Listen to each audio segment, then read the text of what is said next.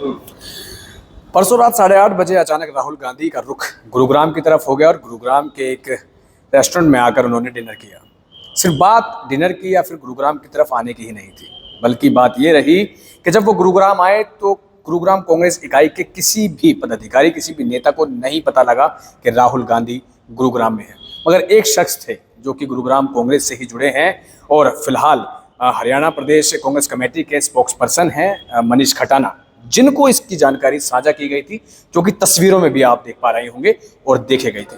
मनीष जी, पूरी गुड़गांव कांग्रेस को नहीं पता था, सिर्फ आपको पता था। इसको उनकी नाकामी कहूँ या आपकी काबिलियत? कोई नाकामी नहीं है और कोई काबिलियत की बात नहीं है। राहुल जी हर कार्यकर्ता से प्यार करते हैं और जो उनके कार्यकर्ता हैं वो राहुल जी से प्यार करते हैं।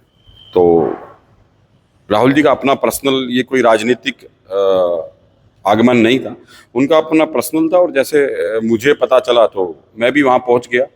पहुँचने के बाद जब राहुल जी ने मुझे देखा तो उन्होंने मुझे अंदर बुला लिया और काफ़ी चर्चा हुई, काफ़ी लंबी बात हुई, जिसके लिए मैं हर कार्यकर्ता अपने आप को गौरवान्वित महसूस करता है। और मुझे भी बड़ा अच्छा लगा कि मेरा जो लीडर है, मेरे लीडर ने मेरे को इतना सम्मान दिया, तो वो मेरे लिए भी बहुत खुशी की बात है। और राहुल जी की जो सोच है, जो उनकी जो विज़न है, वो बहुत लंबा विज़न की बात है। क्योंकि अगर उनकी सोच की बात करें तो आज तक उन्होंने जिन जिन मुद्दों पे बात करी है, चाहे वो कोविड काल की बात करी हो, चाहे जीएसटी की बात करी हो, चाहे काले कृषि कानून की बात करी हो, जाति जनगणना की बात करी हो, वो सारी की सारी सरकार बैकफुट पर आई है।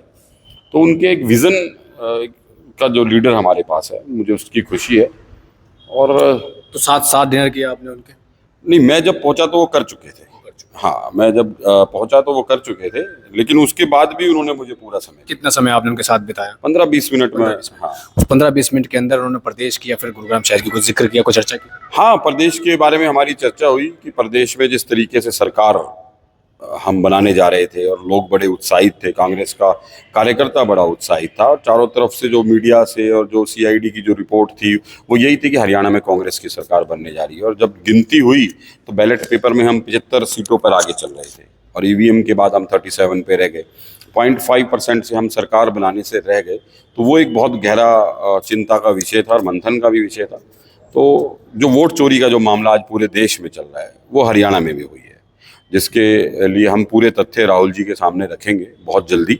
और मुझे लगता है कि राहुल जी के सामने जब वो सारे तथ्य पहुंच जाएंगे तो वो देश के सामने इस बात को जरूर कहेंगे कि हरियाणा में बहुत बड़े स्केल पर वोट चोरी हुई है।